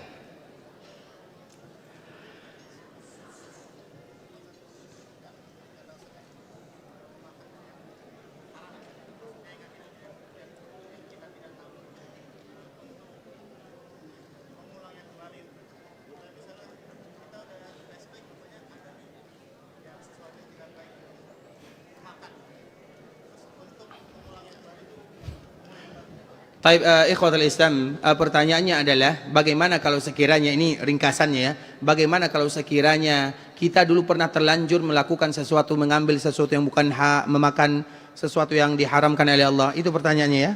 Taib, bagaimana ke depannya ikhwatul Islam? Tentu kita tidak pernah, di antara salah satu sifat orang-orang yang beriman, la khaufun alaihim wa lahum yahzanun. Ala inna awliya Allahi la khaufun alaihim wa lahum yahzanun alladzina amanu wa kanu yattaqun. Di antara salah satu sifat orang-orang yang bertakwa dan orang-orang yang beriman, mereka tidak bersedih dan mereka tidak takut. La khaufun, mereka tidak takut dan mereka tidak bersedih. Itu sifatnya. Apa makna tidak takut? Orang-orang yang beriman dan orang-orang yang bertakwa, mereka tidak akan pernah takut memikirkan masa depan dan tidak pernah bersedih dengan masa lalu. Karena kadang-kadang banyak di antara kita yang beriman, yang beramal, tapi takut bagaimana kehidupanku yang berikutnya, bagaimana anakku, bagaimana keluargaku. Ada juga di antara kita yang bersedih, aku ini banyak dosa, banyak maksiat, memakan sesuatu yang haram. Seolah-olah Allah Subhanahu wa taala mengatakan di dalam ayat ini, kembalikan kepada iman dan takwa kepada Allah Azza wa Jalla. Karena kalau seandainya kita lihat masa lalu ikhwatul Islam, siapa mereka yang paling kelam masa lalunya? Para sahabat. Mereka itu melakukan dosa yang paling besar, kesyirikan kepada Allah Azza wa Jalla. Tapi dikala mereka masuk dalam agama Islam, hilang semua masa lalunya. Sama dengan kita misalnya, kita masa lalu kita pernah memakan yang haram, pernah berkecimpung dalam perkara-perkara yang tidak diizinkan dalam agama. Bagaimana cara menghilangkannya? Ya, kita kembali kepada Allah. Kalau urusan kita dengan Allah selesai, tapi kalau urusan kita dengan manusia, selesaikan dengan manusia. Kemudian selesai urusannya. Misalnya kita pernah memakan yang haram. Yang haram itu apakah urusan manusia atau urusan Allah? Karena yang haram itu ada dua. Artinya dengan urusan Allah atau urusan manusia. Urusan manusia kita ambil uang orang lain, ganti. Tidak cukup dengan bertaubat. Kalau urusan Allah, seperti uang ini adalah uang yang tidak halal bagi kita. Seperti misalnya zakat yang tidak kita keluarkan. Kita tidak mencuri uang orang lain. Atau harta riba, kita tidak mengambil orang lain. Tapi cara mendapatkannya tidak dihalalkan. Itu urusan kita dengan Allah. Maka begitulah caranya. Artinya ikhwatul Islam, kemudian diperbanyak sedekah. Itu merupakan di antara salah satu cara agar kita menghilangkan makanan yang haram atau sesuatu yang dulu pernah kita makan dari yang tidak diizinkan oleh Allah Azza wa Jalla. Kemudian ikhwatul Islam, pertanyaan yang kedua, apa penyebabnya anak Nabi Nuh tidak meninggal dalam keadaan muslim sedangkan ayahnya seorang nabi? Mohon penjelasannya. Apa penyebabnya? Ada yang tahu sebabnya? Sepertinya harus kita bertanya kepada malaikat ini. Sebab kenapa Nabi Nuh, kenapa anak Nabi Nuh meninggal dalam keadaan tidak muslim? Itu urusan siapa? Urusan siapa? Urusan Allah. Iman, Islam, kekufuran, keimanan itu dikembalikan kepada Allah. Taufik dari Allah Azza wa Jalla. Penyebabnya apa? Penyebabnya Allahu alam, kita tidak tahu. Jangankan kita malaikat saja mereka tidak tahu. Yang tahu adalah Allah. Yang ada hikmahnya, tapi penyebabnya itu kembali kepada Allah. Kenapa dia muslim? Kenapa dia bukan muslim? Itu urusannya kepada Allah Azza wa Jalla. Tapi ada hikmahnya. Makanya ada nabi, anaknya tidak beriman. Ada nabi, ayahnya tidak beriman. Itu semua ikhwatul Islam kita harus bebezakan. Antara ciptaan, ini pelajaran penting ya, perhatikan baik-baik. Di antara salah satu penyimpangan yang paling awal dan paling dasar adalah penyimpangan Al-Qadariyah. Penyimpangan di dalam Islam yang pertama adalah Al-Khawarij. Dan itu mula di zaman Nabi SAW kepada salah seorang yang bernama Dzul Khuwaisirah. Dikala Nabi membagikan harta rampasan ketika terjadi perang Hunain. Perang Hunain itu adalah perang yang terjadi setelah Fathu Mekah. Berarti tahun berapa kira-kira? Fathu Mekah tahun berapa? Tahun ke-8 Hijriah. Perang Hunain terjadi setelahnya 2 minggu. Allah sebutkan dalam Al-Quran, laqad nasarakumullahu fi mawatin katsiratin wa yauma Hunain. Kemudian Hunain, Nabi membagi harta rampasan lain caranya. Biasanya diberikan kepada semua yang ikut. Tiba-tiba ini lain. Banyak yang tidak dapat harta rampasan.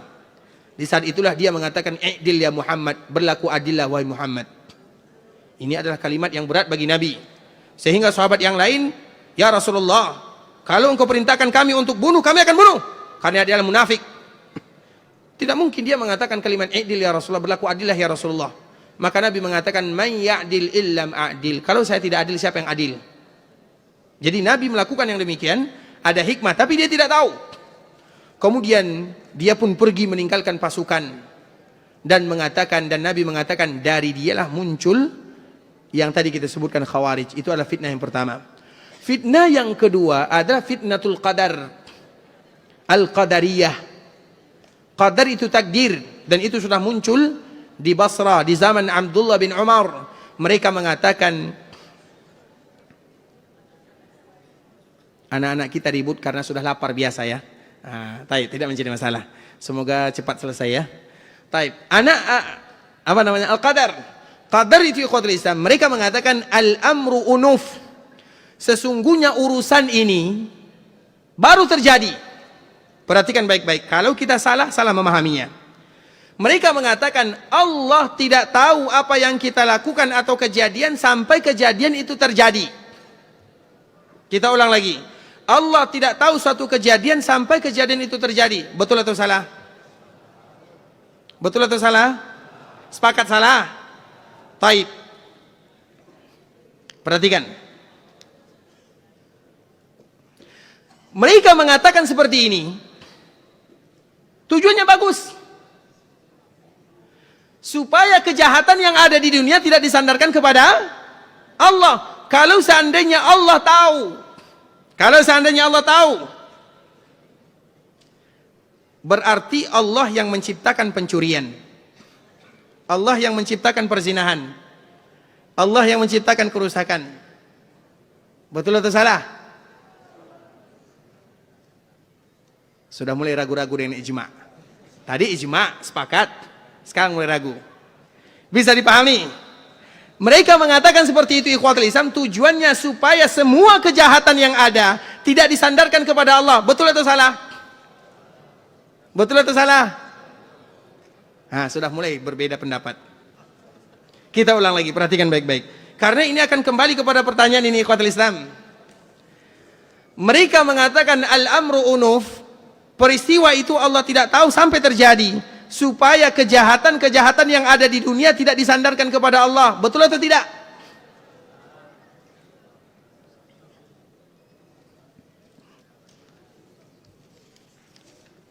Ikhwatul Islam, semua yang ada di dunia Allah sudah tahu, yang baik ataupun yang buruk. Hanya saja yang harus kita bedakan adalah mana, perhatikan baik-baik kalimatnya. Yang kita bedakan adalah apakah Allah sudah tahu kalau orang ini akan mencuri? Tahu atau tidak? Pencurian yang akan dia lakukan itu Allah ciptakan pada dirinya atau tidak? Allah ciptakan atau tidak? Tidak atau iya? Kalau kita katakan tidak, berarti Allah tidak tahu. Kalau kita katakan iya, berarti Allah yang mencuri. Na'udzubillah. Macam mana? Siapa yang bisa jawab, maju ke depan? Al-amru unum. Agar kita tahu persoalan ini bukan persoalan yang mudah. Dari situlah kita harus bedakan mana pencipta, mana pelaku?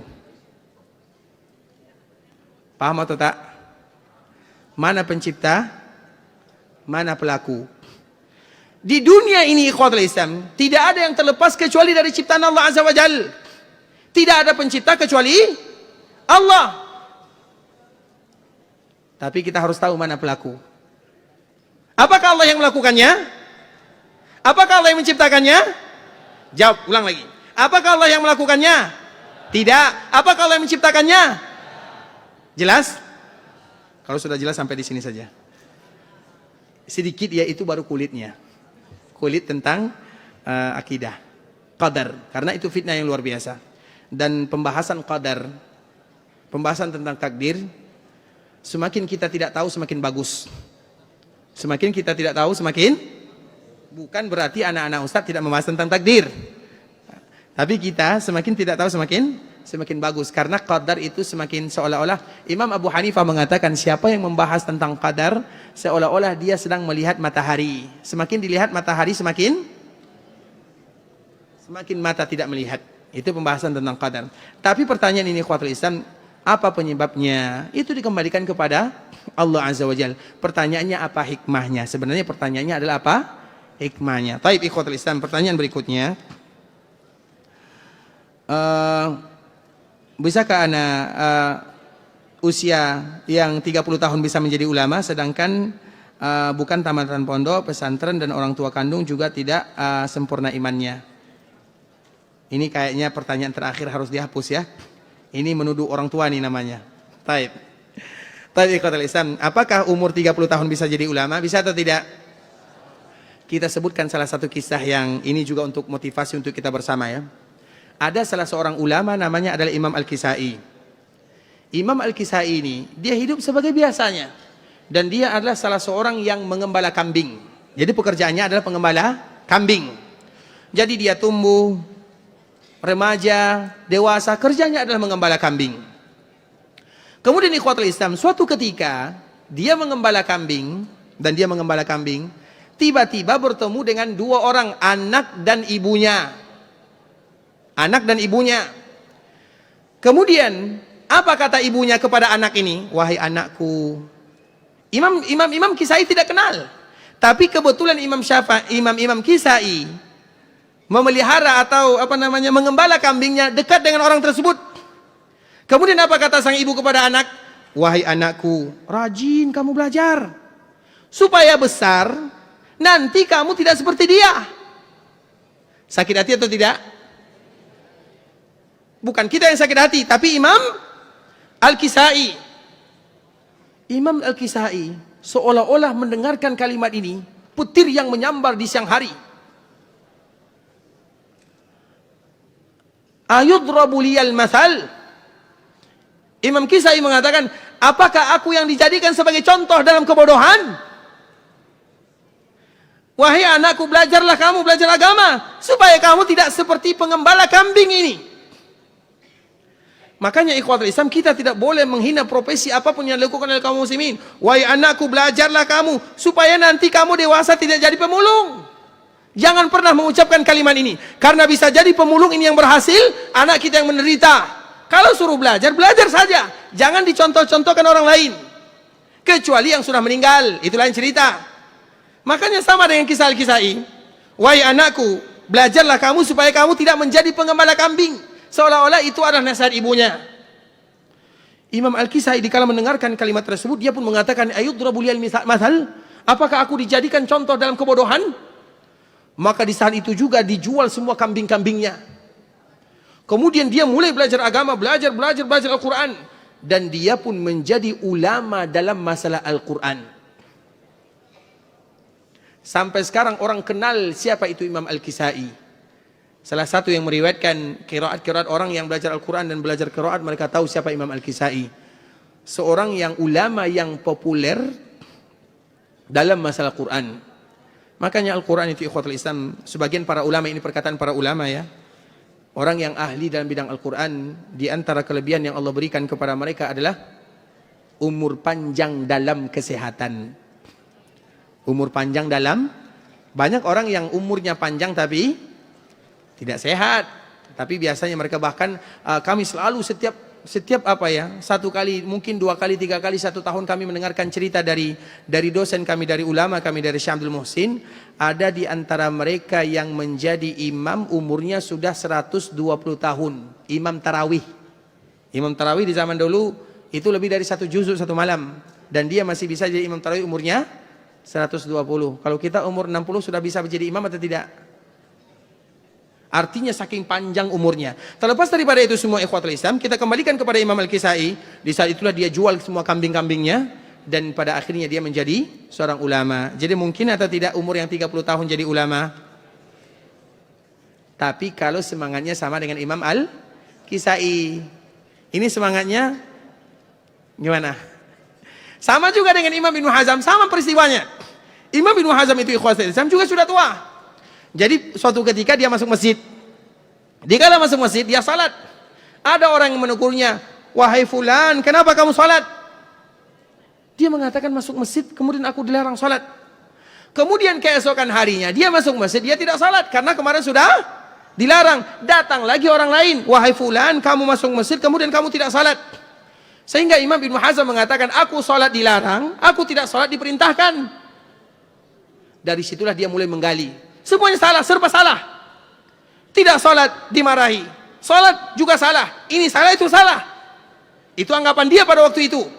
Dan dia sudah berumur, ada yang mengatakan 50 atau 60 tahun, bukan 30 tahun lagi. Kemudian ikhwatul Islam dia pun mulai belajar, mempelajari. Karena apakah belajar agama itu mesti di pondok pesantren? Tidak, ikhwatul Islam. Pondok pesantren itu adalah salah satu sarana. Ulama-ulama kita dulu tentu dilihat daripada segi zaman ya, tapi semangat yang membuat mereka menjadi ulama, dan sampai sekarang nama-nama cerita tersebut diabadikan di dalam sejarah kaum muslimin. Maka tidak ada alasan bagi kita untuk tidak belajar agama Allah Azza wa Jalla. Maka kalimat yang selalu kita sebutkan, belajar agama adalah kewajiban bukan pilihan. Sehingga Nabi menyebutkan talabul ilmi faridah. Faridah itu artinya fardu. Sebagaimana Allah wajibkan kepada kita salat, maka Allah wajibkan kepada kita belajar agama. Artinya kalau ada yang meninggalkan salat berdosa, maka yang meninggalkan belajar agama juga berdosa. Karena kalimatnya fardu. Bahkan para ulama-ulama Hanafiyah menyebutkan ada perbedaan antara wajib dengan fardu.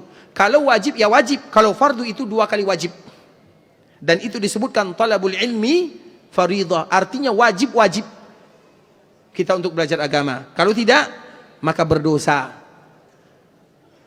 Taib ikhwatul Islam. Mohon nasihatnya untuk kami yang alhamdulillah mempunyai istri yang sedang hamil. Apa nasihatnya? Semoga Allah Subhanahu wa taala memberikan keturunan yang saleh atau saleha, dan nasihatnya dengarkan kata istri, jangan pernah dilawan. Karena sedang hamil soalnya. Bisa dipahami? Kemarin kita telah menyebutkan salah satu sifat wali ya. Masih ingat? Siapa sifat wali? Kalau lupa alhamdulillah. Taib, apa Ustaz ingin bertanya, bagaimanakah cara mengetahui dan menghilangkan ataupun menghindari diri dari penyakit ain? Ikhwatul Islam, ain, innal aina haqqun. Al-ain itu artinya mata jahat. Maka ada 2 hal yang harus selalu kita ingat. Setiap Allah berikan kelebihan kepada kita, apapun, usia, anak, kendaraan, rumah, harta, sering-seringlah kita mengucapkan Masya Allahu la quwwata illa billah. Sebagaimana di dalam Al-Quran, mungkin anak-anak Ustaz hafal semuanya. Walaula idh dakhalta jannataka qulta Masya Allah la quwwata illa billah. Itu adalah untuk kalimat yang selalu diucapkan bagi mereka yang bersyukur dan punya kelebihan. Itu tangkal yang sesungguhnya. Punya mobil yang bagus, Masya Allah la quwwata illa billah. Sekarang kita punya mobil yang bagus, apa tulisan di belakang? Ocu asli. Apalagi tulisan yang lain? Ada tidak yang menulis Masya Allah la quwwata illa billah? Saya pun belum menulis. Artinya itu ada kalimat. Karena kalau orang melihat mobil kita, kemudian ada kalimat Masya Allah la quwwata illa billah, mereka memuji mobil atau mengucapkan kalimat ini?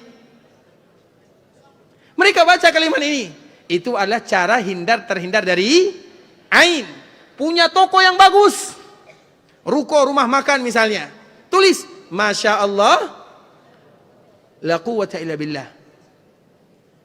Kemudian biasanya kalau kita punya toko, apa tulisannya? Lama bana misalnya, contoh. Tidak salah, tidak salah. Tapi jangan hilangkan kalimat yang akan memberikan manfaat kepada kita dan juga orang-orang yang datang, sehingga tangkal kita itu adalah kalimat-kalimat yang indah. Bisa dipahami ya? Orang Masya Allah la quwwata illa billah, supaya kita tidak terkenain.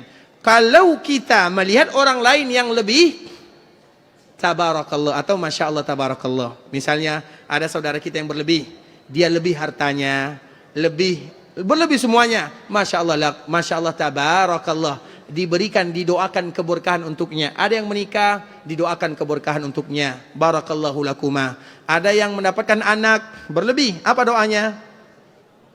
Barakallahu laka fil mauhub, barakallah. Itu ada kalimat semuanya, antara yang punya dan yang melihat sama-sama ada penangkalnya. Karena ikhwatul Islam, sebagaimana di dalam sebuah kaidah yang disebutkan, tidak ada nikmat kecuali ada hasad. Tidak ada nikmat kecuali ada hasad. Jadi nikmat yang Allah berikan kepada kita, usahakan jangan pernah dipamerkan. Karena nikmat, setiap yang ada nikmat pasti ada yang hasad. Kita misalnya punya mobil, kemudian ada orang yang melihat, di depan kita dia mengatakan, mobil kamu bagus sekali. Tapi di belakang kita dia mengatakan, semoga kamu mati di dalam mobil. Contoh, kita tidak tahu. Itu hasad, itu ain namanya. Mata jahat namanya, ain namanya, hasad namanya. La yakhlu jasadun min hasad. Setiap manusia pasti punya hasad, pasti. Tidak ada yang tidak. Yang tidak punya hasad Nabi SAW, karena hatinya sudah dibersihkan oleh Allah melalui malaikat Jibril dengan menggunakan air Zam-Zam.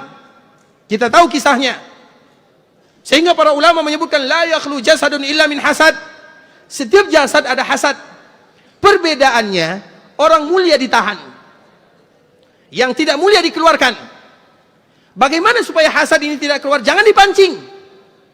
Makanya nikmat yang ada bukan untuk dipamerkan. Kita misalnya diberikan rupa yang bagus, bukan untuk dipamerkan. Karena rupa kita ini tidak semua orang yang suka. Semoga nanti ada panau di mukanya. Kita tidak tahu, ada jerawat misalnya. Kita tidak tahu. Anak kita hafiz Quran misalnya, bukan untuk dipamer-pamerkan. Bisa jadi orang, semoga dia, semua orang banyak, tidak semua orang yang suka ikhwatul Islam. Sedangkan makna daripada firman Allah, wa amma bi ni'mati rabbika fahadis. Adapun nikmat yang Allah berikan kepada kalian, ceritakanlah. Ceritakan kepada orang-orang yang kita cintai dan yang mencintai kita. Siapa yang mencintai kita dan kita cintai? Ketika kita punya mobil baru, dilihat oleh orang tua kita, kita ceritakan kepada mereka, apa yang mereka ucapkan? Alhamdulillah nak, semoga berkah, semoga engkau panjang umur. Kalau itu kepada orang tua. Tapi kalau mobil baru dilihatkan kepada tetangga, apa kalimat tetangga yang keluar? Yang pernah merasakannya? Kita tidak tahu. Tetangga ini yang punya mobil, dia yang masuk rumah sakit. Itu benar ikhwatul Islam, hati ini adalah sumber dari segala penyakit. Hati ini sumber daripada penyakit semuanya. Makanya penyakit itu tidak terlepas daripada masalah hati. Banyak yang sakit berat sakitnya. Ada yang kanker ini, ada yang sakit ini. Tidak semua ya, tapi kadang-kadang kita pertanyakan kepada hati. Maka hati itu adalah rajanya. Dan salah satu penyakit yang paling berat adalah masalah hasad. Oleh karenanya itu adalah penyebab ain. Maka bagaimana cara kita menghindarinya? Yang tadi sudah disebutkan oleh Allah dalam Al-Quran dan juga oleh Nabi SAW. Baik ikhwatul Islam, pertanyaan terakhir ya.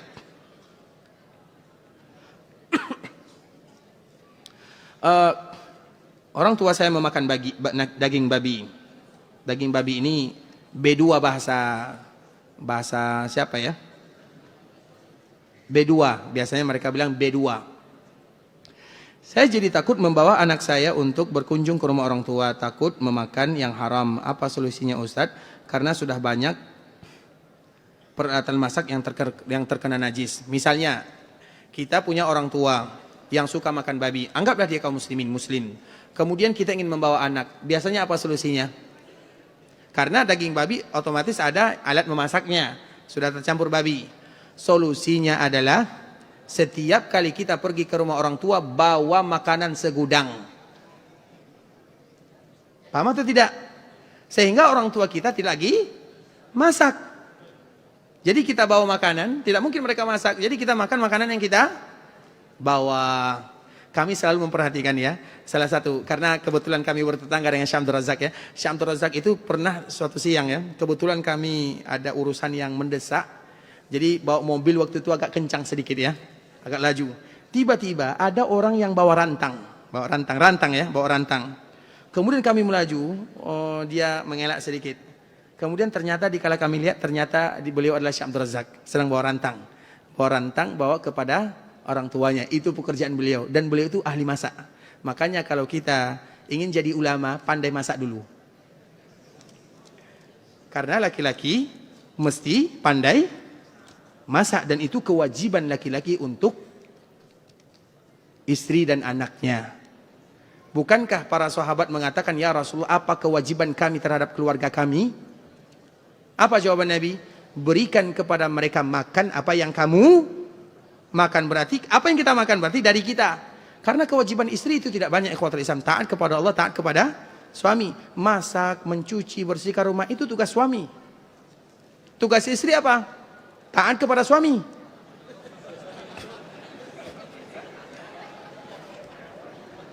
Betul kan? Nah, jadi itu. Tapi ikhwatul Islam, itu pertanyaan terakhir ya. Barakallahu fikum wa jazakumullahu khairan. Semoga pertemuan kita pada malam hari ini memberikan manfaat kepada kita bersama.